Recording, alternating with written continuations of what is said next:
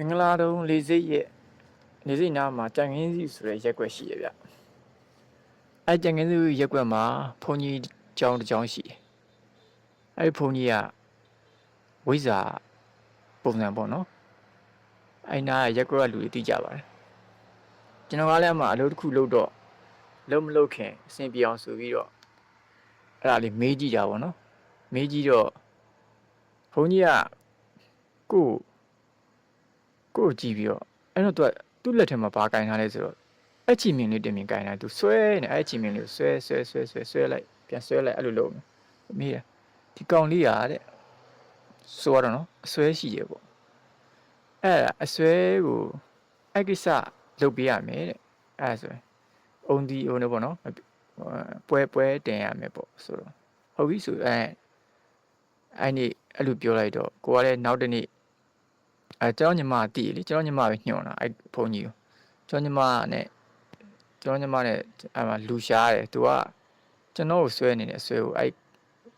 လူထည့်ပေးရမှာထည့်ပေးပြီးတော့အဆက်အသွယ်လုပ်ကြမှာပေါ့နော်အဲ့နောက်တနေ့ကျတော့အဲ့ကျွန်တော်ကိုကူညီပေးမဲ့အကောင်မလေးသူကရှင်းတယ်သူကအဲ့ဘုန်းကြီးတုံးနေကြပေါ့နော်အဲ့ကောင်မလေးခေါ်ပါတယ်နည်းကကျွန်တော်ညီမလေးကဟိုနဲ့ခေါ်သွားပြီးတော့အကြောင်းရောက်တော့ကျွန်တော်ရှိမှဦးစင်းလေးတစ်ပါးရှိတယ်အတန်မထွက်ဘူးစကားအတန်မထွက်တော့အဲ့ဦးစင်းကိုကူရမှာဆိုတော့စောကကောင်မလေးကိုပဲသူကအဲ့ဒီကိစ္စကိုသူလှုပ်ခိုင်းလိုက်တယ်ပေါ့နော်လှုပ်တယ်ပေါ့လှုပ်လိုက်တော့အဲ့မှာဒီပေါ့မမြင်ရတဲ့တခုခုကအဲ့ဦးစင်းလေးကိုကြိုက်လို့ဆိုပြီးတော့သူကလှုပ်ထားလိုက်တော့အတန်မထွက်တော့ဘူးထွက်တော့ဘုန်းကြီးကလည်းပြောတော့ဗောနင်းနဲ့သူနဲ့ကဘဝချင်းကလည်းမတူဘူးအဲ့တော့နေဒါမလုံနဲ့ပြန်ဖြေပေးလိုက်ဆိုရင်သူဖြေပေးတယ်လေသူကအဲ့ကောင်မလေးကပူးနေတာဗောနော်ဟိုဘုန်းကြီးကိုလှုပ်တဲ့ပုဂ္ဂိုလ်ကပူးနေတော့သူအဲ့လာလေပင်ရရင်ဆွဲပြီးချပြီးလွတ်ပြဆွဲကြလွတ်ပြအဲ့လိုလုပ်ပြတာဟိုလက်နဲ့ဆွဲတဲ့ပုံစံမျိုးပေါ့နော်အဲ့လက်ဆွဲလွတ်ပြပြီးတော့ဟုတ်တယ်ဘုန်းကြီးကအဲ့လိုကုပြီးတော့အတန်လည်းနည်းနည်းဝင်နေတယ်တဲ့အဲ့ကုတဲ့လူကပဲအဲ့ကုတဲ့ပုဂ္ဂိုလ်ကပြောပြီးတော့သူထွက်သွားတော့ဘုန်းကြီးကလည်းအတန်နေပါပြန်နမောတက်တာတွေပါပြန်ရွတ်နိုင်ပါတယ်ငါသူပြီးတော့ကျွန်တော်ကလေးကြတော့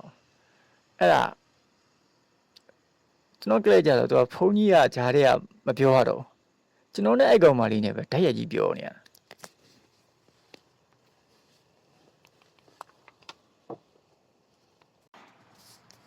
သူပြောတာလေဝဲတဲ့နဲ့အဲ့လိုပဲ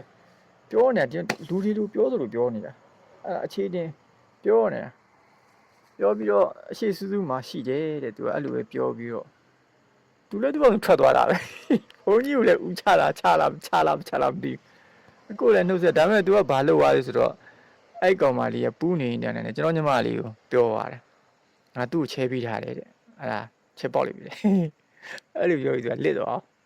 အဲ့လိုထူးထူးဆန်းဆန်းကျွန်တော်ကဖြစ်တာပြန်တွေ့တယ်အဲ့ကောင်မလေးကိုအပြင်မှာတကယ်လူဖြစ်နေ